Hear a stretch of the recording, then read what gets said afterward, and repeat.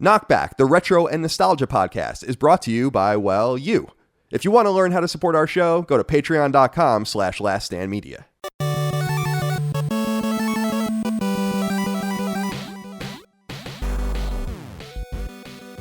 Greetings and salutations. Welcome back to KnockBack. My name is Colin Moriarty. I'm joined as always by my brother Dagan, Lumpy Moriarty. Dagan, thank you for joining me today. How are you today? Whipster. Dude. Oh, you guys are in for a treat. Oh, man. You guys are in for a treat. Ooh, well, you're feeling yourself today a little. I didn't know I was going to do that. That's showbiz, though. Welcome welcome all to KnockBack, our retro and nostalgia podcast. Put up each and every week here on patreon.com/laststandmedia, of course, on YouTube and podcast services around the world as well. We appreciate your support, your love, your kindness. Today we do the Star Wars Christmas special from 1978, but before we do, I want to consult with Dagan on how your life's going. We're recording on an unusual time and date here. We're stacking up a bunch of episodes so we can take some time off. So we're recording this on a Friday night, which is a little unusual. For us. But I'm coming off. I've recorded a bunch of podcasts over the last few days. I'm rattling them off. So making good time here, as it were. And I'm curious how everything's going with you since we last spoke. I was thinking about that. You're recording a bunch of podcasts the last couple of days. I'm just coming off a full day of work, the day job at Nick. I feel like we're in the right headspace to tackle this topic. Definitely. Like, we might as well be a little bit exhausted, a little bit already, like, in that headspace. And I think it's prime. I think it's really a prime condition for what we're about to do. I don't think I'd have it any other way. Yeah, man. I wanted to talk to you about this. You're a bit younger, so you might not be able to relate to this yet, but the whole idea of a senior moment, right? Sure. You say something stupid, you kind of catch yourself slipping, just kind of like, you have a little moment there where you have a little lapse. And I always thought that was kind of a charming thing, right? But I think I don't think I've ever had a senior moment until yesterday. I had an honest to goodness senior moment that kind of snapped me to attention, and I gotta say, scared me a little bit. So I was talking to a good friend of mine at work. We were on a Zoom call. I think it was just me and him talking. We're like the two art leads at work, so we were just talking about this and that. And he was telling me an anecdote about one of his parents I don't even know how we got on the subject, had a heart doctor, a cardiac doctor, and his name was Dr. Love. Which I was like, oh, isn't that crazy? Like, we just got into the whole sort of the conversation meandered over and it got into the whole thing of like people having appropriate names for what they do. And I wanted to tell him something funny. So I was like, wanted to tell him about a guy that Helene used to work for. Before Helene got up to the high school, she worked for one of the junior highs in our district, and her principal had a funny name. So I said, oh yeah, Helene used to work for this guy. He was a principal, and of all things, his name was, and I couldn't think of it. I could not think of the guy's name, even though I had this funny thought. I didn't think of it until the next day. This probably was on Wednesday, so I had to tell him on Thursday. I was trying to tell him that the principal's name was Mr. Scary, which I always thought was hilarious. Yeah, and he was a great guy. He was like he was very cool, but he was very deadpan, and he had a very dry sense of humor. So I think he kind of carried that Mr. Scary. He milked it. He milked the whole Mr. Scary label. But dude, as I was telling the story, it literally left my head, which I don't think that's ever really happened to me before, where I just couldn't get it back. Sometimes you have that momentary lapse where you're like, you'll just forget for a brief period, then it'll pop back into your brain. But this time it didn't. And I was like, at first it was funny. I was kind of playing off like it was humorous, but frightened me a little bit, Carl. I had my first maybe actual senior moment. Yeah, I can understand that. It's so funny you say that, because I had a similar situation with Micah the other week where I was telling her about how I really liked the concierge at this building I lived in Santa Monica, the person that was there. And then I was like, I couldn't remember her name. I was like, yeah, I really liked it. But then I could not remember what her name was. Her name was Francine. Did you get it back? Did you remember now? I remember now. It's Francine. Okay, but right. I didn't remember anywhere remotely in time to tell her in a more timely fashion. And I don't even remember what I came to. I don't even remember what I'm talking about when I'm in the middle of a sentence sometimes. So you get lost. You get definitely, lost sometimes. Definitely. What's up with you, man? How you doing? I'm good. Nothing new going on really. Just working for the weekend, and I hear you. Trying to get through this, and yeah, we're doing good. There's so much to do, but it's good. Everything's going good. I'm trying to build up a stockpile of episodes too, so we can give the boys a little bit of time off editing everything. So yeah, that's what we're trying to do. So we wanted to do this episode of the Star Wars Christmas special from 1978. Did we? Well, you did. I mean, it was on your list of things. Are you sure we want to do this? Yeah, well, all right. So let me say this: zero hyperbole. Okay. This is maybe the worst thing I've ever seen, and I mean, as far as any television show, any movie, any piece of music that I've heard, like up there in my mind with. And you wouldn't know it off the top of your head, but people that listen to me for a long time know I fucking hate the song Eiffel 65 song's Blue. Do you remember that song from the 90s? I don't know if I know I'm blue, da da dee da da da. Oh, sure. Yes, I know. I think that might be the worst song ever made. And I've made that argument before that might actually be the worst song ever. And this is the Star Wars Christmas special is really on that level of bad. And it's bad. It's not so bad it's good. No. It's not so bad it's fun. It's not campy. It's not avant-garde. Any of those things. It's actually really bad. Yes. And I must say, Dig, because obviously we have inquiries from the audience. You guys can support us on Patreon for early ad-free access. Patreon.com/laststandmedia.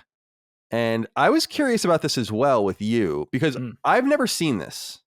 And for some reason, I was never even curious about it. Even as a big Star Wars fan, I had no even inkling of curiosity about this. I just didn't. I don't know why.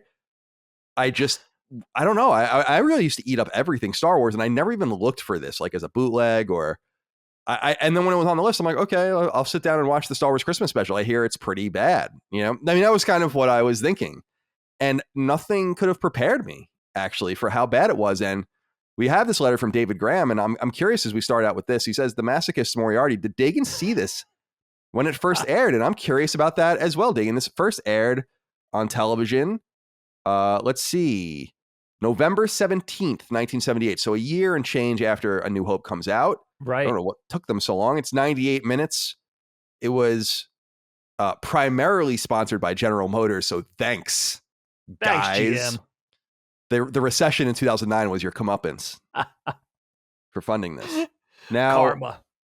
30 years later, karma. We remember that General Motors funded. We're not going to forget the Star Wars holiday special. I'm curious though. You were 5 at this point or so. I'm wondering, did you watch this at the time? And when did you first become familiar with this? Because you had pointed out also when we were like, oh, we're going to watch this. I in my mind, I'm like, I guess I got to get Disney Plus. But I didn't realize how deeply disavowed this was. And I actually still don't really know because I was loath. I really want to watch like a documentary about it or something, but I'm really loath before we talked about it to even look because I don't want to be tainted. Like I'm literally like my virgin eyes and ears. I just did this. I don't know what anyone else has really said or done, and I'm just telling you from the gut, this is the worst thing I've ever seen. Dagan, did you watch the Star Wars Christmas special when it came out? What was your familiarity with it? How did you become familiar with it? And was it as bad as you remember? Yeah, you know what? You're absolutely right. You have enough ammunition just by watching it. You don't need any other accompanying media reviews or any other thing, documentaries or anything. Go in cold. Kyle, first of all, in an unprecedented move, a knockback first. I'm going to need this. Oh, you're going to have a drink. Going to do the beer. Yeah. I got this next to me. I'm going to need it. Going to need some sort of help to get me through this one. Understood. And, I have to start by saying my intentions were pure. What I was really going with this was, okay, what can we do for the audience this year for the holidays? We want to have a little bit of a holiday Christmas treat, something holiday specific. Last year, for instance, we did Home Alone. Just have something to play for you guys and talk about that's holiday related around the holidays, whether you celebrate Christmas or Kwanzaa or Hanukkah, whatever.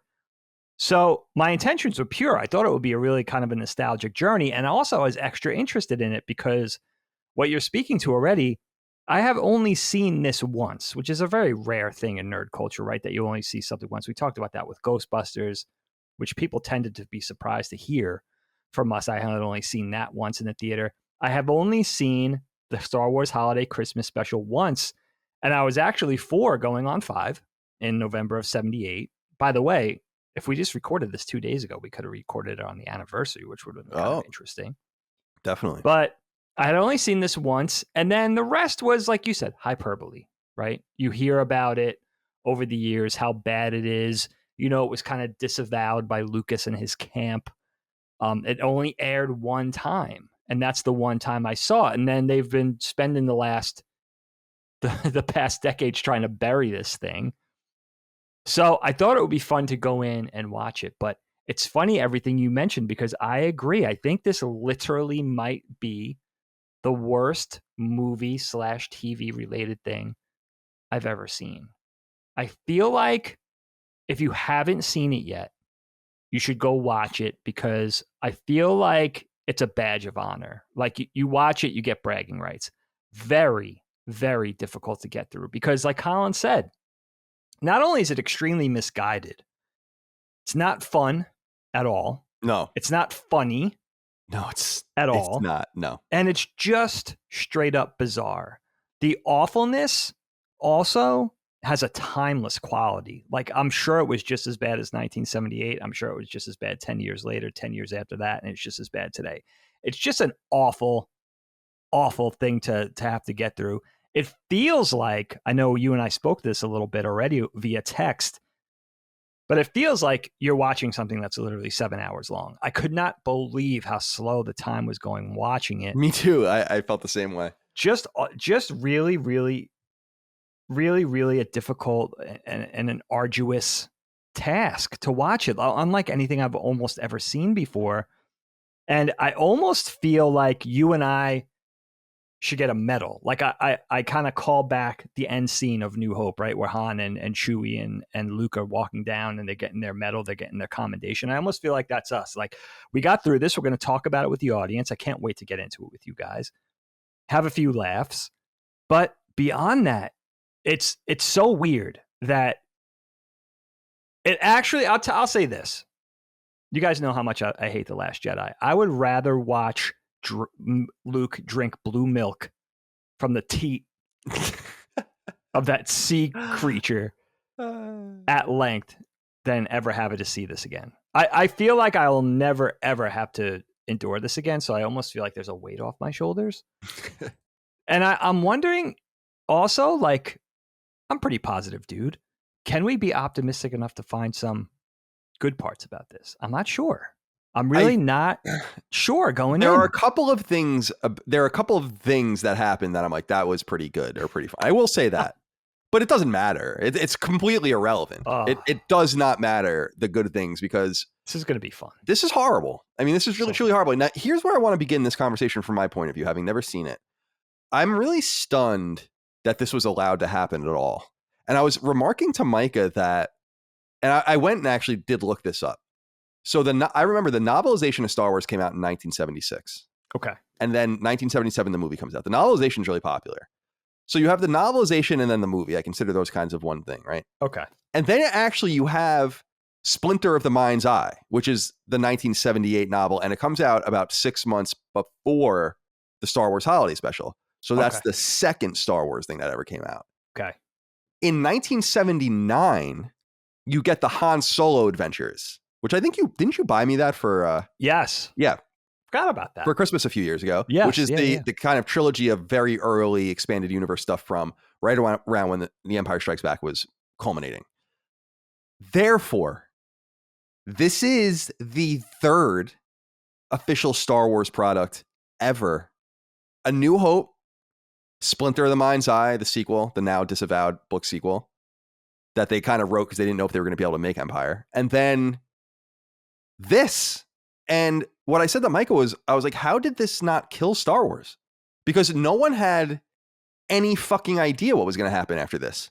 And I'm actually kind of amazed by that. I feel like if this happened today, that would have been so calamitous to that IP and that license. No hyperbole, no drama. That it would have been like, what the hell is this shit? We have this one movie that's pretty good. And then we have, it's not great, right? At that time. Yeah. You have this book that no one read. And then you have the Christmas special that comes out a year later. And this is all people have until the Han Solo adventures start coming out in 1979, the book. And then Empire's in 80. Right. How is it possible that they got away with this? That's the thing that I don't understand. And I know that this is kind of not obviously VHS, because the only reason we have any copies of it is because people VHS'd it at the time. But this was very early VHS in recording. And that is the only reason that it's findable today. And there would have been no way for them to have done this anytime since the 90s, late 90s, early 2000s. It would have been captured in HD and it would have been over for them. So how does that resonate with you? Did you think about that this is a very, very early Star Wars product? And when there's not much Star Wars, it's like we were saying, you kind of put all the shit into the pot and the stew's bad, regardless of if there's one or two good ingredients in there. I feel like similar situation where 1/3 of your product is actually abysmal at this point. Did you consider that at all when you were watching? Absolutely. I mean, you think about that. And I researched a little bit behind this. I didn't go too deep down the rabbit hole. But yeah, first of all, what occurred to me was I was 4 going on 5. I was just getting acquainted with Star Wars. I was just becoming a fan at this time. And interestingly enough, I have very vague memories of watching this as well. I remember little Lumpy playing with the X-Wing toy. Like, I have very specific memories of seeing it the first time. And they're kind of phantom-like and fading, but I do remember sitting there watching it. And I just think about kids that were about 5 years older than me, avid Star Wars fans that knew a little better, 9, 10, 11, anywhere from 9 to 13. Can you imagine them seeing this? Now they're hardcore, bona fide Star Wars fans at this point. A Star Wars TV thing in the late 70s? Yes, please. Like, of course you want to see that. You're waiting. All you had was the movie and then the toys and whatever else you could glean, right? So as a kid that age that just wants more, that wants to devour Star Wars, like, you're probably so excited for this. Can you imagine sitting down at that age, let's say you're 12 years old, to watch this and just your jaw must have been agape, because this is literally something that struck me. This, more than anything I have ever seen in my life, literally feels like it's for nobody. I mean, it feels like it's made purposely for nobody. That's odd. That's just a very odd look. And, but the thing was this, and it's amazing that it didn't backfire. And you imagine too, like, let's say this special came out to bridge the gap between, say, Empire and Return of the Jedi, or God forbid, Jedi and the next thing, if there was going to be a next thing in the mid 80s, let's say, when Star Wars became a full-on phenomenon. It was already huge at this time, don't get me wrong, but that only snowballed as the years wore on from the late 70s through the early to mid 80s. So I can't even imagine if this came 3 years later, it might have been really destructive. But George Lucas intended it to bridge the gap and keep Star Wars sort of on the edge of everybody's head and keep Star Wars relevant in between the films, because he knew Empire was going to be a bold, huge, high budget, ambitious undertaking that was going to take some time. And I'm not sure at the time of this airing in November of 78 of the special if Empire was in pre-production or production already, but it was in the offing. But he knew it wasn't going to be out for a while. So it was kind of a marketing move to keep Star Wars on the tip of everybody's tongue. And yeah, can you even imagine? And the thing about Lucas, not only Lucas, but Harrison Ford making jokes over the years, and Carrie Fisher and Mark Hamill still talking about it and sort of talking about it with some kind of levity. George Lucas supposedly supervised this thing and, of course, called all the shots. He had final cut. It's his thing. So that's another interesting conversation where this became a sort of a blame game between everybody. And I can understand, like, it's pretty embarrassing. It's an embarrassing thing. Yeah. But yeah, man, you make a great point. I mean, if this came a couple of years later, I think it really could have imploded in everybody's face. So yeah, I'm of the mind personally that they dodged a bullet with this. For sure. It really could have fucked everything up. I just think that can't be overstated. I've been surprised that I haven't really heard anyone say that. Now, maybe that's because I'm not researching it deeply enough. I want to do more research after this when I'm not so tainted by other people's opinions. But yeah, I was reading a little bit that Lucas kind of has disavowed it and kind of acts as producer and blames basically people being like, we kind of just let them do whatever they want. And I wonder, I don't want to overstate it, but I wonder if this is kind of some of the origins of Lucas being very maniacal about control of Star Wars, about control of the entity and making sure everything goes through him and stuff like that. And you can understand after the Christmas special, the Star Wars Christmas special. Let's talk a little bit about this now. All right. First of all, I thought the intro was interesting because Kenny Baker's just not involved in this. I just thought it was really funny. Like, first of all, they just cut Kenny Baker out. I researched that. I can't understand why that is the case. And R2-D2 as R2-D2. I was like, what? That's so strange, especially because they have a little person playing Lumpy, obviously. So I thought that was a little strange. But we are introduced to this late 70s Star Wars variety show intro. The Falcon's being chased, the Millennium Falcon's being chased by a Star Destroyer. Chewie is going home to celebrate something called the Life Day. None of this makes any sense. And what we learn, in essence, is that Chewbacca has both a wife and a son.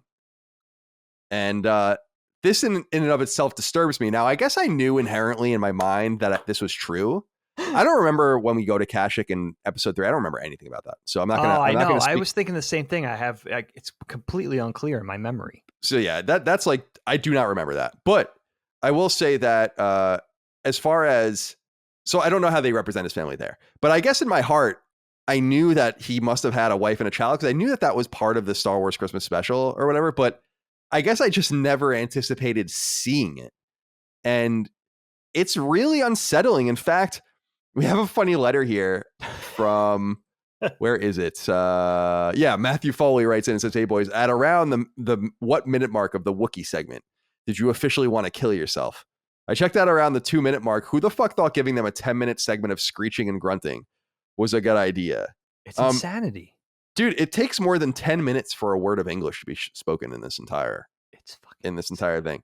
What do you think about the introduction to the Wookiees, to this Wookiee family? I'm looking here. I want to make sure I have their names right. Itchy, Lump. Itchy, Lump. Itchy's the grandfather, I think. Lumpy is the kid, and then Mala is the wife. What do you make of this? The whole Chewie family tree. Yeah, exactly. So strange, man. I mean, you know what? The first thing that occurred to me was like, okay, this got off to a pretty promising start for about a minute. You know, it's like Han and Chewie in the cockpit of the Falcon, granted a low rent version of the definitely, yeah, cockpit. Like a really low rent not version. A feature film version. Like, let's just go with the TV version for the Falcon cockpit interior, you know. But it's like, okay, I'm on board for this. Han and Chewie running from a couple of Star Destroyers. All right, this is getting off to a pretty good start. And then literally, I think it's 11 or 12 minutes of just Chewie's family interacting via Wookiee grunts. No subtitles. No nothing. I started talking to myself 3 minutes in and just didn't stop talking to myself. I realized, like I was saying, like, no, like what? Like I was literally having a conversation with myself. I could not believe that it just kept going. And literally it doesn't stop. I mean, they don't even like cut away. Eventually you cut away to Luke and R2 doing their thing and it kind of goes back and forth, but it takes almost 12 minutes to get there, which is unbelievable. And it just sets the template for not only exasperating shit that you have to watch, but just stuff. That seems to be the theme here. Everything goes on 10 minutes too long. For so at least long. Everything. It's just like, I feel like it was just the director behind the camera going like, just keep going. Just keep going. Like trying to fill time. By the way, guys, we should mention this. This thing is almost an hour and 40 minutes long. This is not a half-hour TV special that we were accustomed to, a typical, prototypical one from the 70s and 80s. This was feature length. And Colin, I think, watched the same one as me. We had to watch it on YouTube. That's important to say. Somebody had a fairly high quality bootleg of this filmed in the suburbs, Ohio suburbs. It was like a Dayton, Ohio broadcast, complete with no commercials, unfortunately, but they did have the stuff in the beginning and the stuff at the end. So we knew it was going to be airing in place of The Incredible Hulk that night. Yeah, that was cool. I liked that. Yeah. But how long was The Incredible Hulk? Was it an hour? It wasn't a 2-hour show. So maybe it was a 2-hour block or something. Yeah, it must have just been that. That's you're tuning in that half an hour. We're in an inauspicious beginnings with this. It's torture from the word go. I have to say, seeing the other Wookiees in this situation, not later on, it made me appreciate how good Chewbacca's design is and how seamless he fits in with everyone.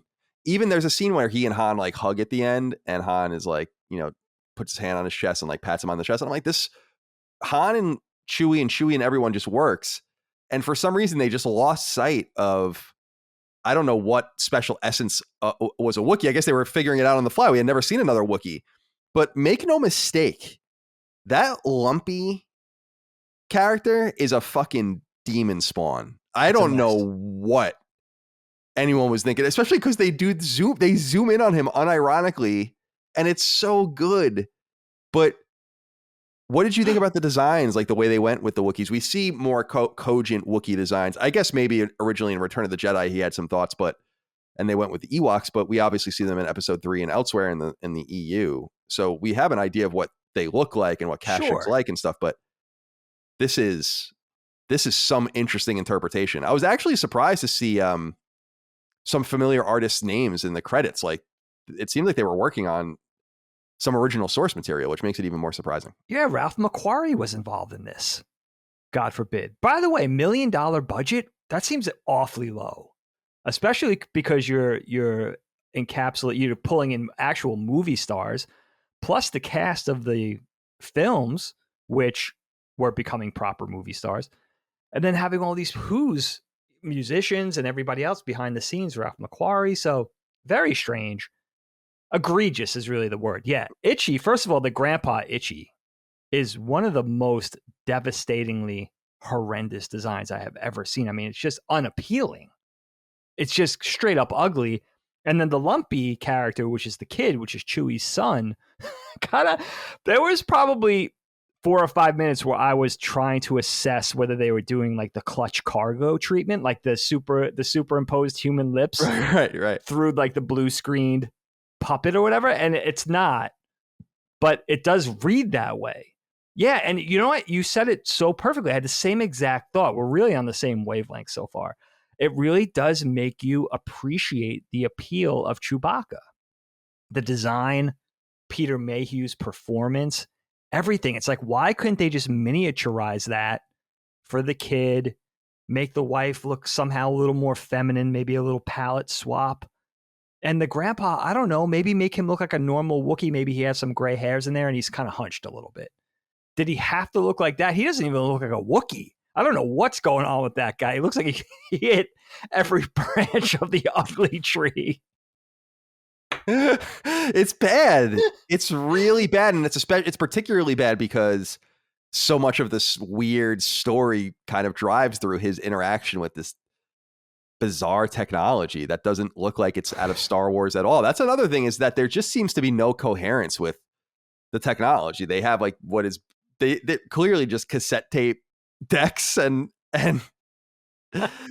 QWERTY keyboards like and word shit. processors and shit. Yeah, like there's a scene where Leia is sitting at a typewriter. Like, no doubt.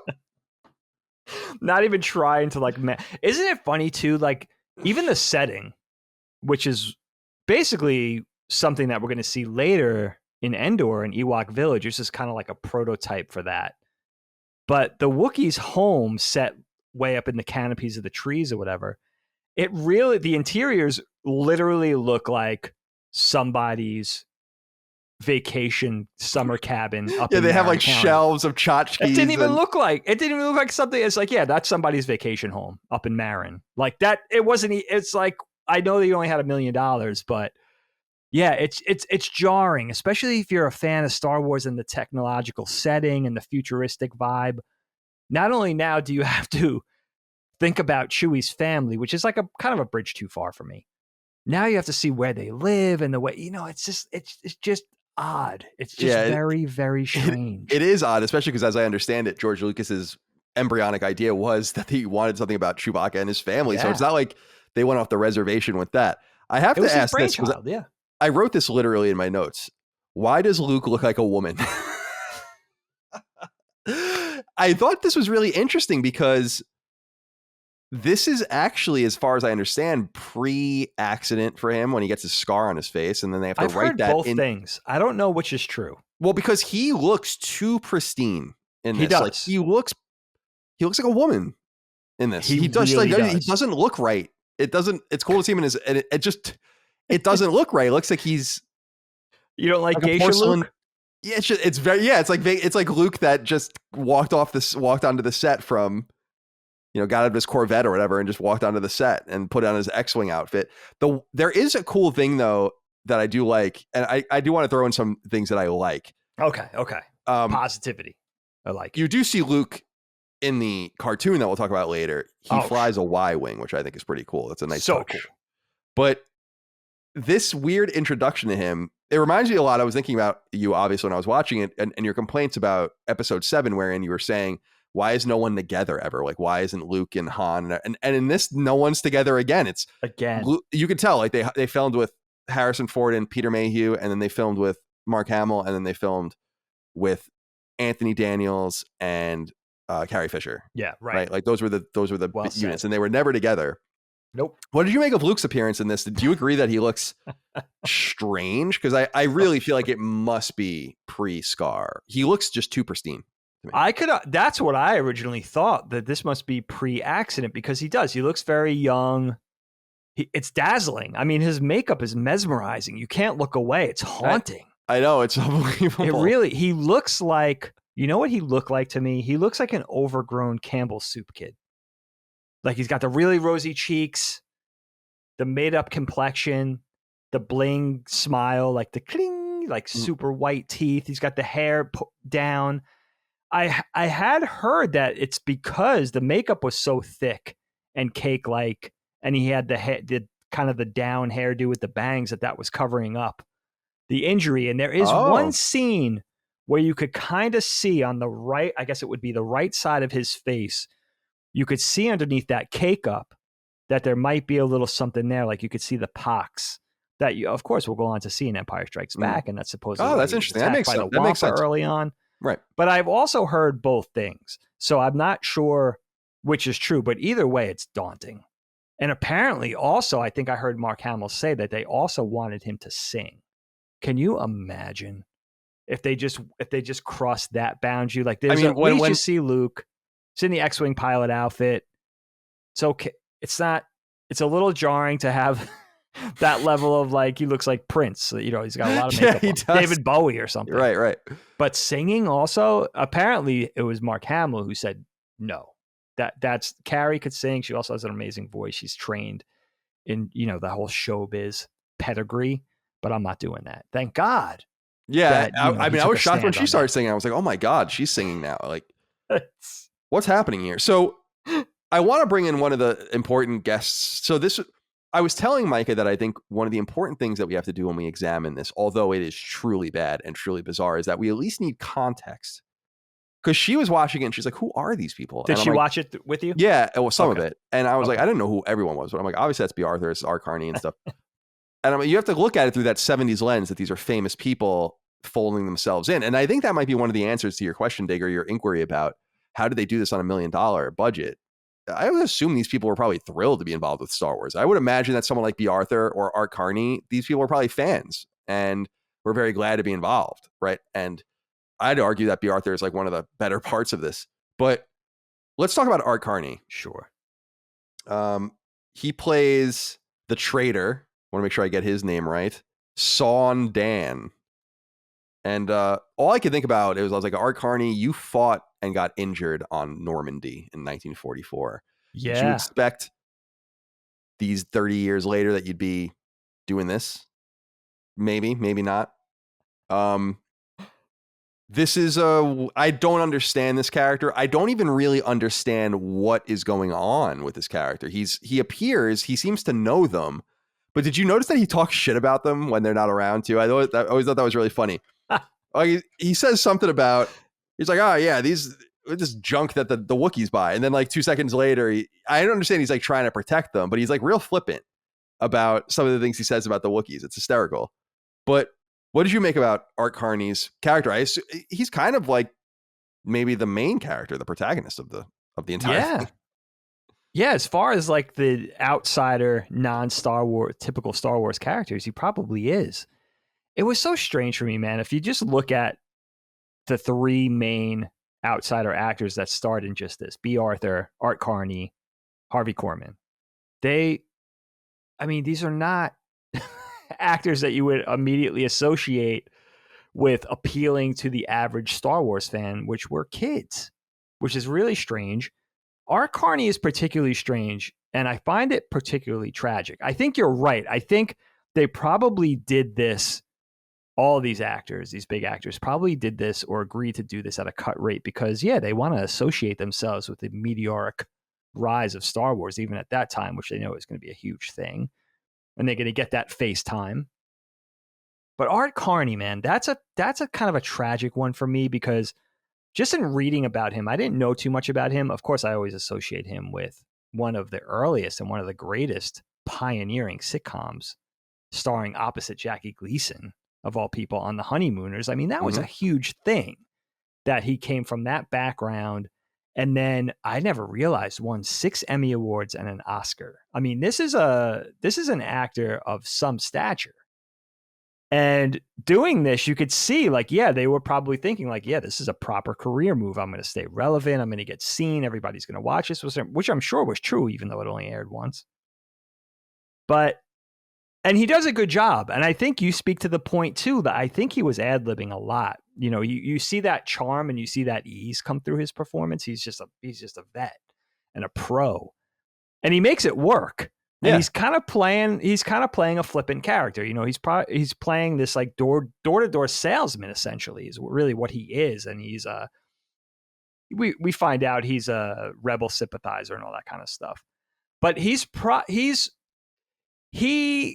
gets through it more unscathed, maybe with the exception of Bea Arthur, than anybody else. You know, for some reason, he has the skill to carry it off, even though it's very, very, what's happening is very, very strange. I can only imagine trying to give him direction, and these people, especially these older actors and actresses, not to sound ageist, but like trying to steer them and navigate them through this must have been very hard. And I could see them being very confused, even if they've seen Star Wars, because this is basically taking Star Wars and plunking it into the sketch variety show format, which I understand. Weird. Listen, it's weird. I understand that was very popular coming out of all the pioneering things in the 50s and 60s, 70s with SNL, Carol Burnett. I understand that was a very popular format. But to do that with Star Wars is very, very strange. And to be able to translate what you were I don't think there was any intention. Here's something I'm going to say about this before I turn it back over to you, which I watched people review this and I didn't hear one single person say this. This thing is completely drug-addled. I mean, this thing, I think everybody who was associated with thing was on drugs. They had to be. Ryan H. wrote in and said, hey guys, genuinely, what do you think the thought process was behind some of those segments? Do you think 70s cocaine was honestly to blame? Love the show. Thank you, Ryan. I agree. I agree with you. Just the special effects, like the crystalline effect and all of that, it's just very Pink Floyd and it is very Studio 54. And those are two different things, but they're both drug-addled. And I totally agree with what you're saying there. Psychedelic. It's especially weird because they splice in proper A New Hope footage that is very unsettling. There's that whole scene in the beginning with Vader that's just B-roll with like some officer on the Death Star.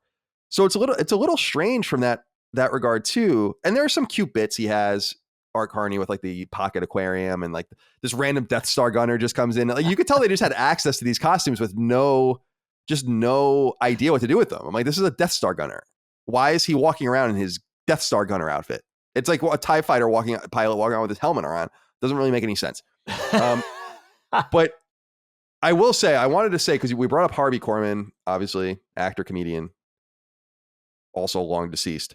I will say that the Bantha Surprise cooking show I thought was cute.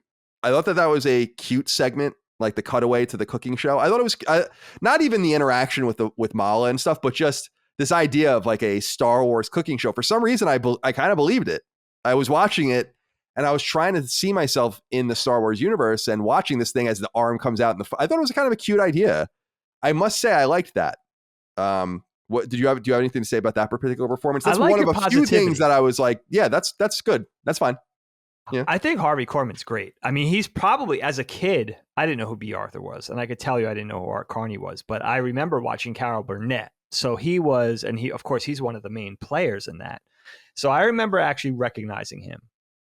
And of course, he plays a couple of different parts, not just this one. I think I like your positivity here, man. I think the cooking show thing, obviously making fun of Julia Child, and the whole joke is the arms, right? That this thing has multiple. It's not. It looks like basically a humanoid chef on TV, but it becomes this alien thing. But like everything else, it just goes on way too long. I think Harvey Korman does the best he can with it. And it's certainly not the worst Harvey Korman performance in the thing, but it's over long. I feel like, I know this was a George Lucas vehicle to make something centered around Chewie's family and the Wookiees. And then I feel like they just couldn't figure out how to do it. And they probably had 6 or 7 vignettes and then just said, we're going to milk every one of these for all they're worth, instead of having more ideas or a better idea that would, or just 60 minutes instead of 90 minutes, Wow. Could you just imagine? Goes on forever. Because I have to say this too. Yeah. Fundamentally, the movie is about Chewie and Han trying to get back to Kashyyyk so they can celebrate Life Day. We have no idea what the fuck that means. Obviously, this is a proxy for Christmas. Probably like a very friendly Christmas thing. Although it's a little surprising in the 70s. I must be honest and say I'm not surprised they just didn't shove Christmas and Jesus Christ into this thing. It's 1978. It's not like Islam is still somewhat irrelevant in the United States. Judaism more irrelevant at that point. Anyway, it was pretty fashion forward to be inclusive, if that was the intent, which I'm sure. That's exactly what I was thinking, and I think that. But let's not lose sight of two things.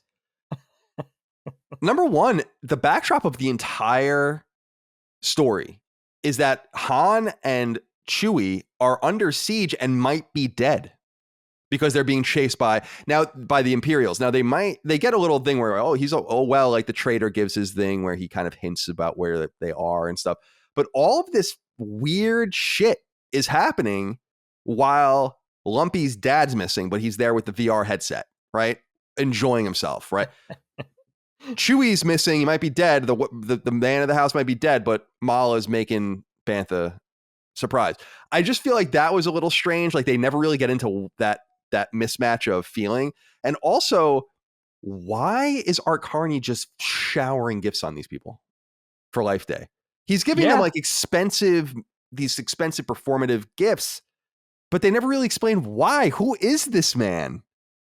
Why is he's like a Santa-like character, obviously, but why just to these people?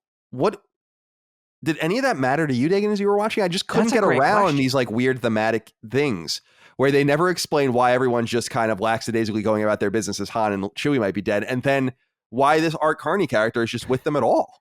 That's a great Where did he come from? What is he doing there? That is a great, because he pops on the scene. At first, he's doing the door-to-door salesman thing. He's trying to hawk his wares.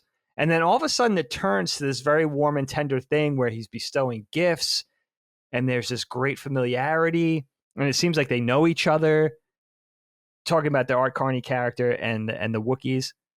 Yeah, it takes a very strange turn. And then you got this oppressive Empire regime, this very Big Brother-esque look where they're kind of coming and shutting everybody down and implementing a curfew and all this kind of stuff.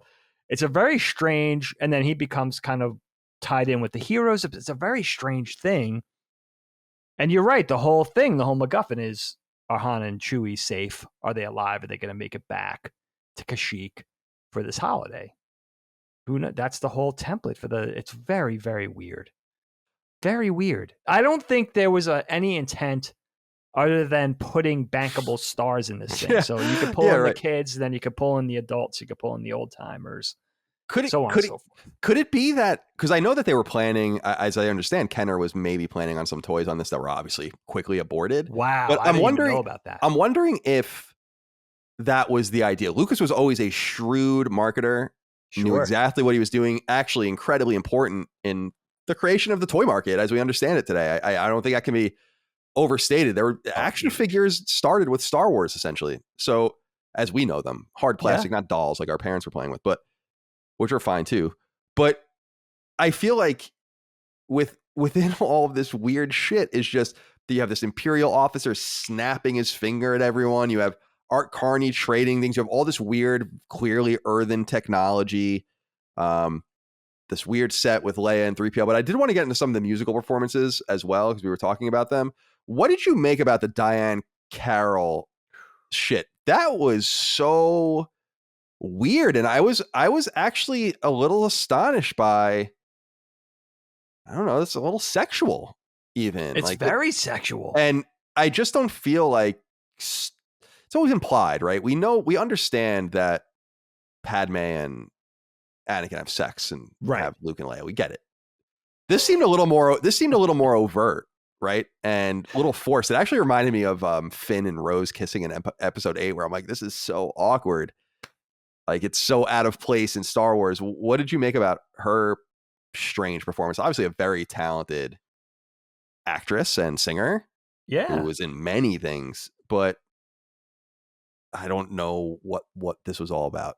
It's so off-putting. You know, the first thing that occurred to me was, okay, they're trying to drag in every genre of music and performance, right? You got psychedelia with Jefferson Starship. You got, feels like a little bit of disco with Diane Carroll. Then you have, you even have show tunes. You're bringing in juggling, interpretive dance, modern dance, acrobatic. Like, it seemed like every sort of entertainment was trying to tie everything into this one thing. That, I mean, the Holo-chess scene is the first strange thing, right? Oh yeah, the dancing. I forgot about that. Dancing. That shit is weird. I actually sent you a picture of that as I was watching it. I'm like, this shit is weird.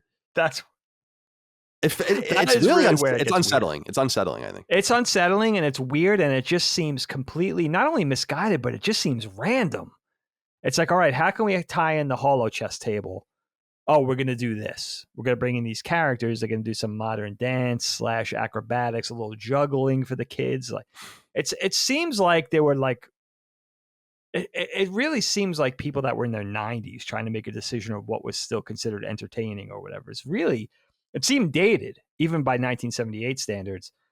And then the Diane Carroll thing, really, if you really watch it, it's like VR porn. Right? It's saying to Itchy, like, check this thing out. He's like, I know what you like. I think that's like something he says, or I was like, holy It's pretty much, yeah. You're not even paraphrasing. I think that's what he actually says. And he puts him underneath this stainless steel, what looks like a hair dryer in a salon. Right. A stainless steel version. Yeah. Goes into this VR trip where he's basically being seduced by this very 1970s-esque, beautiful, albeit beautiful, but it's like, where does this fit into Star Wars? It seems like, I'll say this again, without hyperbole or exaggeration. It seems like they were trying to purposely make it feel as un-Star Wars as humanly possible. And there was only one movie so far. Granted, this wasn't an entire franchise yet. It was very few things, including the first film. And it still felt like, all right, how can we make this not feel like Star Wars? Well, they succeed in every way. That's really and again, Diane Carroll, Tony Award winner, Emmy Award winner. Like, these are not filmography. Yeah, it's just very strange. All right, so Jefferson Starship. I got to know what you think of this. I like Jefferson Starship sometimes. I find them annoying. This song is horrible. I've never heard this song. Okay. You don't like this song? No, I think the vocals are so bad. It's cool. It's cool because this is it's like watching Devo, or listening to Devo, or what's that Clockwork, or whatever that old band was from the 70s. Kraftwerk, right? Yeah, where it's just like really prototypical, embryonic, early synth vibe, and it's super cool. And I give Jefferson Starship a lot of credit because they were Jefferson Airplane. And I Yeah. think that they saw, not that the complete continuity, but they kind of like remade the band. I actually think it's kind of neat. They really did. That they did that. But this song, I just, again, it's like, why is Jefferson Starship in Star Wars? What is going on here? The people that saying we built this city are in Star Wars. And by the way, I didn't know this. I did look at this. That they apparently, until Disney took it over and I guess, purged the EU, that there was some assertion that like, no, this really did happen. Like Jefferson Starship really was in Star Wars. Like in the continuity, in other words. No, our Carney really was on Kashyyyk, and Mala is really Chewbacca's. Is that so funny? What did you think about the What do you think about the Jefferson Starship? By the way, I want to say this. I was just reading my notes. I do have to say this. We were just talking about this on the show recently, about something else, about how when music's played improperly in movies and TV shows, like when a band's playing and it's not being played properly, it annoys the shit out of me. And it's how does Jefferson Starship not know how to play their own song? Go watch it. Watch the drummer. I have to watch this again because I do remember thinking last night, this song's not that bad. So, but I trust your taste. And I was also, here's the thing about this thing that you guys should know going in as well. If you're even in the slightest bit tired, you're going to fall asleep watching this. There's no way. I challenge you to stay awake. I would really consider, if you want to have a cohesive viewing, watch it as soon as you wake up, like a half hour after you wake up. So you don't have because I fell asleep a couple of times and I had to go back and then sort of watch the adjoining scenes as to get the continuity. But Starship, I feel like it was kind of an egregious move to kind of appeal to everybody. It was like, all right, we have Diane Carroll. Now we'll get the kids with the Starship. They love the Starship. So we'll get them in there. One thing important to say, one upside to this, a bit of positivity, is the John Williams score. The music is played throughout. Of course, they have the rights to it, just like Colin's saying, with the costuming and the props and all that kind of stuff. That's one upside. John Williams music, and quite a few pieces actually are heard is heard throughout. So anything that was recorded up to this point, and Star Wars had a lot, New Hope had a lot of great tracks. That's one upside. We hear a lot of John Williams' legendary score, which is cool. The Starship thing, I don't remember really bothering me. I mean, it's another thing where it's a VR bit. That's Lumpy cutting away to that one, right? I think so, yeah. Right, Lumpy's so the feeling kids that. Lumpy's feeling fantasizing about Starship playing, and they're on like a black screen with purple lighting, and it's very. Why is he fantasizing about Starship playing? I don't understand. Like, why is it? I mean, I guess it's one of the gifts from the trader, but why? I don't know. It's very strange. By the way, I was writing in my notes, is there not, what is with the talisman? I don't even know what's going on with the talisman in this. There's something about a talisman and like a virus, right? In this as well. Yeah, but I don't know. Who the hell? Yeah, I don't understand that either. All right. So I do want to talk about the coolest part of this, no doubt, which is the cartoon aspect of it that introduces Boba Fett. This was really good. I thought it was awesome. I was that Rod Serling doing the voiceover? I don't think so. That's a great question, but I don't think so. Yeah, go listen to it again. Sounds just like him. Maybe it is. But it seemed very Japanese inspired. As I understand it, a Canadian studio did it, but the big eye, it seemed very Japanese to me. And I like certain touches in it. Like I said earlier, I like Luke flying the Y-Wing. It's cool that Boba Fett's in it, and we kind of see Boba Fett and Luke interact in some weird way, and actually saves Luke and kind of sets the precedent for Hoth and for Bespin, what happens at those places with the secret, because they mentioned the hidden rebel base. They mention all sorts of things that I guess are getting things into the fold. But I find it so peculiar, again, that Boba Fett comes from this. And I wonder do you know anything about like whose design was this, and how did they identify that this was a character that was of relevance? I just wonder.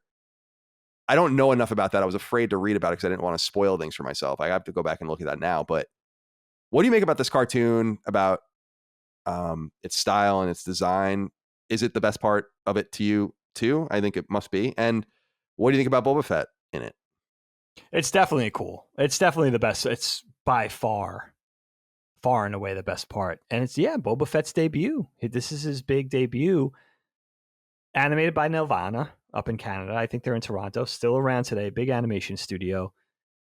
And of course, animation is a huge thing up in Canada. It has a very rich history there.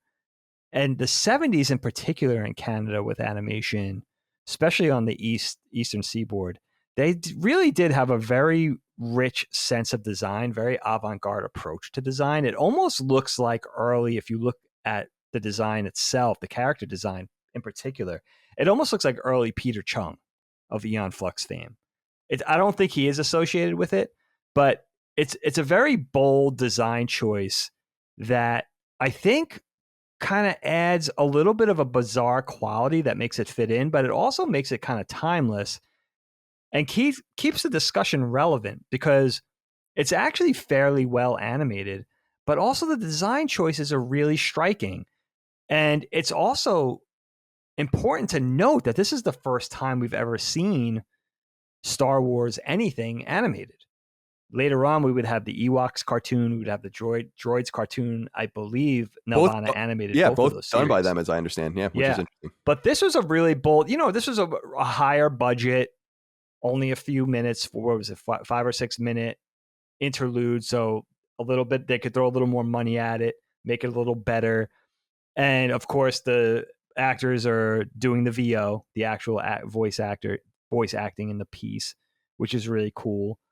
And not only that, but some of these design choices, especially with Boba Fett, have been leveraged now in the continuity. For instance, in The Mandalorian, he has that rifle with the taser tips on it, which they took directly from, which is a direct nod to this cartoon. In fact, when I first saw The Mandalorian, maybe even in trailers, and I noted that, I was like, wow, they took that exactly from the animated segment of the holiday special, which is a cool little nod to it. It is. And they've acknowledged it since, right? Like that's the one piece of this that is now on Disney Plus. So it's been rehabilitated. They don't disavow that. Right. But you know what's interesting, Kyle? In the beginning, when the narrator or the is doing his VO and he's introducing everybody, they say, and an animated segment, and the guy kind of pauses, and it seems like he's going to say by Nelvana Entertainment or Nelvana Limited, but he doesn't, which I think is a very strange thing. It almost seems like they intended to say it, but then they didn't. Like maybe something contractual popped up or there was some sort of disagreement. But I think it's so cool. And like you mentioned earlier, get to see Luke in a Y-Wing, which we never get to see again. And it's also the most interaction we ever see between Luke and Boba Fett ever. Yeah, it's cool because they fire at each other in Bespin, but that's it, which is cool in and of itself. It kind of ruins it though in my mind, where I'm like, it was cool that Luke and Boba Fett were kind of encountering each other there, and didn't really have I don't want to say they didn't have beef with each other, of course, but they weren't there for each other. Like Luke's trying to get out. He's not supposed to be there at all. He gets the ship beat out of him by Darth Vader later. So it's just an interesting thing where Boba Fett's kind of moving through this, but they're already familiar with him. It doesn't really make any sense because Luke is familiar with Boba Fett when they go to Bespin. Han Solo acts like this is a kind of a thing with him and Jabba and everything else. So something worth noting that doesn't really make sense in the continuity in my mind. And early stuff too, like you see Boba Fett using a jetpack. Stuff that they definitely carried over, and stuff that they didn't carry over, like having the dinosaur mount and all that kind of stuff. That's later replaced by the Slave One. But yeah, I was hoping to see the Slave One in there. I was keeping my eye out. I'm like, wow, maybe it came from here too, but no sign of the Slave. I feel like a few other things that I would like to talk about before we wrap up, if there's anything else you want to talk about, because we have to obviously talk about Bea Arthur's segment, but there are a couple of other things that are weird. I love the scene when the Imperials just go and fuck up Lumpy's room. I think that's like so funny. They're tossing this kid's room like they're the FBI, which I think is just a funny scene. That weird android computer model scene is horrible, really bad. But let's go dig it with great haste into this Mos Eisley so-called kind of documentary thing. Now with Bea Arthur, I love Bea Arthur. I think anyone that knows me knows that I am a huge Golden Girls fan, straight up. Not ironically, I think that is a wonderful, funny, inappropriate, beautifully acted show. Still stands up today. Show. Highly recommend it. It's definitely top 5 sitcoms in all time. Oh, I agree. I think I would agree with that. Oh, for sure. So seeing Bea Arthur in this, I think Bea Arthur is doing Maud around this time. If I'm she just correctly. finished, Now this is a little bit of controversial. Maud's a pretty controversial show, for in the 70s because it's about a very feminist, forward-looking woman. I think there's like an abortion storyline on there and shit. I think so, yeah. So her inclusion in this is pretty bold at this time, but she's incredibly talented, and there's something weird about this where I was staring at it, and I'm like, Bea Arthur as a Mos Eisley cantina bartender. Do I believe it? And I was like, yeah, I don't hate it. I don't hate it at all. In fact, I don't really even hate the performance. I just don't understand what the point of this was. Very weird stage-like song, right? That you would expect to see it in Broadway. And I think the strangest part of this to me is that Bea Arthur is interacting with Figrin Dan and the modal nodes. She's interacting with Snaggletooth and Hammerhead. She's interacting with all of these different characters. And I'm like, this is unbelievable. This is probably the most unbelievable part of the entire show to me was they went into the costume room and they revived all of these characters, including some characters you only see for like a couple frames. Yeah. The character with the horns, like you see some of these guys for much longer than you ever did in Mos Eisley. This is like a kind of a nice piece of lost footage almost of what those costumes look like. But she has that iconic voice that you can't get away from as she's singing this good night but not goodbye song that I can't help but connect to Dorothy Spornak. But it's not really her fault because this is obviously predating Golden Girls by years. So it was cool to see her here, and I almost was wondering, like, damn, if could she have been in A New Hope and it could have actually just worked? Not in her like weird, she's getting flirted with and this guy wants to like bang her and she's pouring things into his head and all of that, but just her there. Like I didn't have a problem with Bea Arthur being there. I don't know. That was my takeaway from this, but obviously a very profoundly weird end or near end to this entire sequence. What do you think? It's so strange, man. I mean, yeah, she could have sold the New Hope thing, right? We don't serve droids here. She could have done that. Right. Beatrice Arthur, as she is introduced in the beginning of this. She really does have a great charisma. We learned that in 85 when Golden Girls start. Dorothy Spornak is one of the great characters. Yeah, right? her deadpan look, like when she's insulted, is some of the funniest stuff ever because the camera just always goes to her, right? And she's always just like staring. You know, it's great. She does have those mannerisms that she would later reprise 7 or 8 years later in Golden Girls, which is interesting to see. And you're right. You know, what I love about her in this is that she does commit. She's all in for the performance. She's not treating it like it's an afterthought. And she really does sell it. You're absolutely right. And she does have that Broadway pedigree. I think she was in Fiddler on the Roof and she did other things. So she could carry that. She has that charisma. She has that stature. And she is pretty charming in the role. It's just odd because the whole thing about her performance is she's being, as the proprietor of this decidedly not as dark version of the Mos Eisley Cantina, right? Not as threatening, a little softer, a little more preschooly. She's being flirted with by this customer that she's trying to avoid. And then the story turns to the Empire implementing this curfew. And she has a whole song about just trying to get everybody out of the bar. I mean, again, it's really strange weird. Is the key word. Yeah, it's weird. It's so weird. It's just really, really strange. But you do she's good enough where you get lost in that bit a little bit. Again, it goes on too long. There's a lot of weird stuff. She's pouring the drink on the top of Harvey Corbin's head, and a little spout on top of his head. She's interacting with known Mos Eisley Cantina, like Colin said, Hammerhead, Walrus Man, Snaggletooth, and other nameless, Figrin Dan, and then other nameless Mos Eisley Cantina customers. But yeah, it's really, really weird. And it's the third. Is it the third part that Harvey Korman plays? Because he plays the Julia Child alien. He plays and then he plays the infomercial android guy that's glitching, and then he plays this unrequited love. Right. And the good night, but not goodbye. And I didn't hate the song, but you're right. It's just like, this feels like something that doesn't belong here. It's weird. It's just the content, though. It's not the actor. I No. I don't know. I don't have much more to say about this, honestly, other than that I thought the end was really weird when Han is basically like, they kill the stormtrooper and then he like kicks, he's like, they're gonna be looking for his body and they kicks the gun off the thing. It's like, I'm like, wow, that's fucking dark. This thing's like thousands of feet in the air, this Right. treehouse. So it's but I don't know, man. Like, I feel like this can be, unless you are really curious, like morbidly curious, I feel like it's a safe skip. I don't feel like I gained anything other than context from watching this. And I really, truly believe it's one of the worst things, if not the worst thing I've ever seen. I agree. It's what I said at the top. It's there are things I don't like that I think are bad that don't get anywhere close to as bad as this. Let's put it that way. I don't remember time moving slower. I mean, time moves at a snail's pace when you're watching this. 15 minutes feels like an hour. Yeah, I agree. It's almost like they did that on purpose. It's done that to that end. This thing is done with such skill that it almost seems like it's on purpose. It's really borderline torture of a way to spend an hour and 40 minutes. And by the way, you have all these Imperial officers in this. Something I realized, I need my Imperial officers English. They can't have American accents. It just doesn't work. I need the English. I need the British.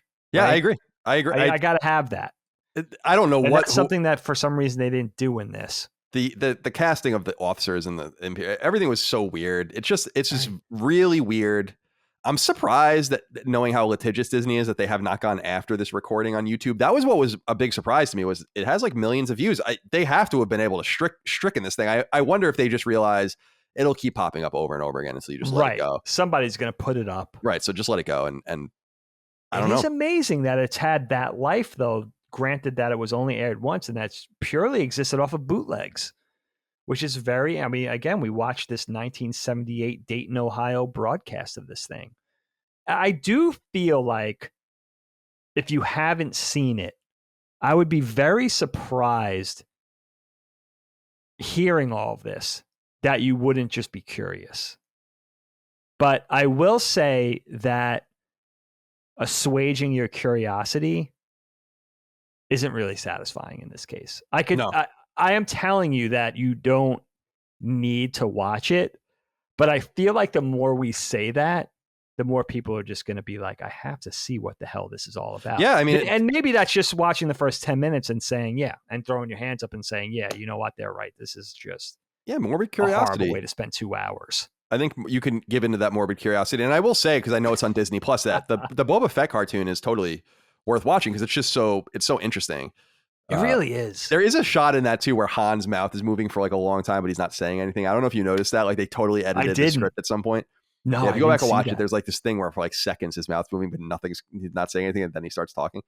I gotta watch that. But that aside, like, there's something about the earliest Star Wars stuff that is fascinating to me, when they didn't really know what it was. And I think from some sort of almost anthropological point of view, because Star Wars is so important to society, that it's interesting to go back here. And I feel like this is a real butterfly effect moment. I feel like you re-roll this die a couple times and it hurts Star Wars in the mind's eye. It hurts Empire Strikes Back.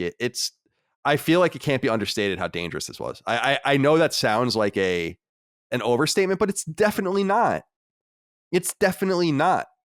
And I think they dodged a bullet here. And I think that if they tried this shit, not only they would have never tried this after Empire or Jedi, because it's just too good at that point. I don't think they would have done something like this. Point.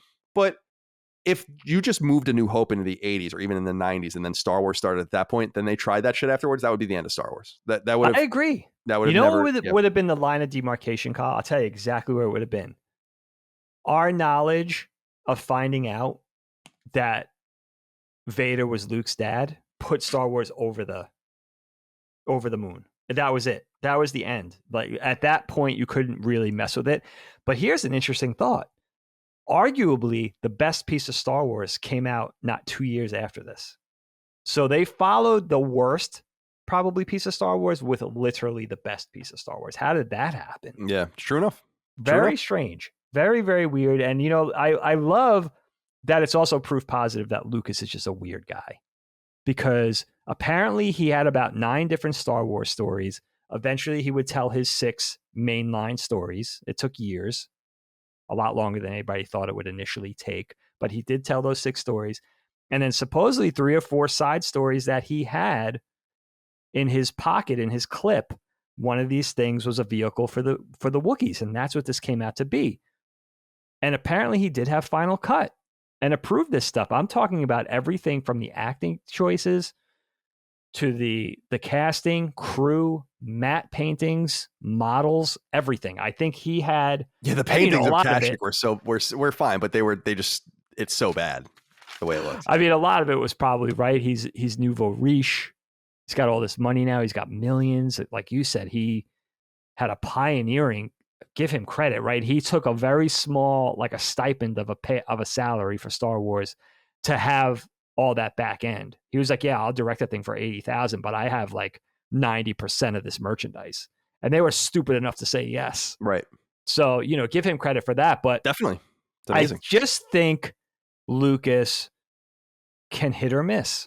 I really do. I think it really comes down to that. I think he can really hit or miss, and it depends who he surrounds him with for said project. I really do think that. And I think, if you look at Star Wars Christmas Holiday Special and you look at Empire Strikes Back, the proof is in the pudding. Yeah, that's fair enough. It's a good point. Within 2 years, within resonance of each other. Well, I think we'll leave it there. Star Wars Christmas Special is on YouTube as of the time we're recording this. You can go search for it and find it there. The Dayton, Ohio, 1978 airing of it, complete with its watermarks and everything.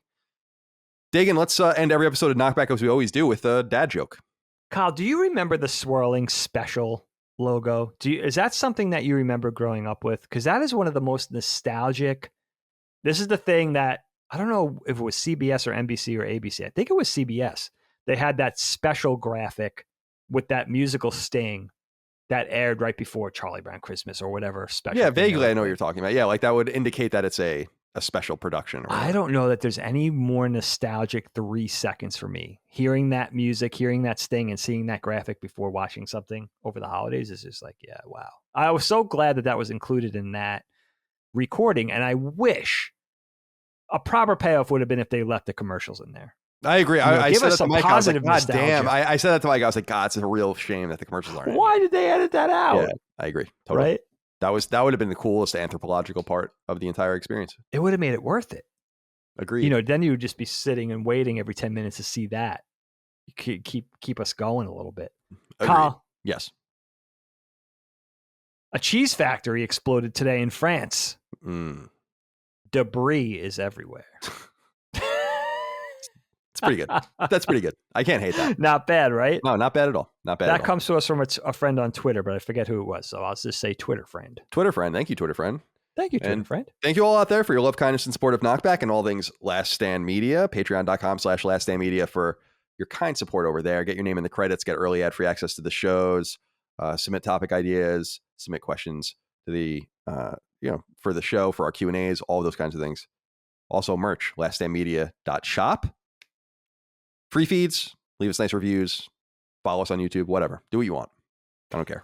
I feel like this episode is proof of our love. Can I just say that? Yeah, this is taking everything out of me. Like, this is I got to end it. What more do you guys want? I know. Just please. Look what stop. we did. Did the best we could. Dagan, appreciate your time. Thank you all out there again. Talk to you next time. Goodbye. KnockBack, a retro and nostalgia podcast, is a product and trademark of Last Stand Media and Colin's Last Stand LLC, and is recorded from Central Virginia and the Philadelphia suburbs, USA. The show was conceived by and is produced by me, Colin Moriarty. My co-host is Dagan Moriarty. KnockBack's executive producer is Dustin Furman, and the show is edited by associate producer Ben Smith. All of Last Stand's theme music is by Ramon Narvaez. As you know, all of Last Stand Media's shows, including KnockBack, are fan-funded on Patreon at patreon.com/laststandmedia. The following names are at the producer support level or higher on Patreon, and we're grateful for your kindness and generosity.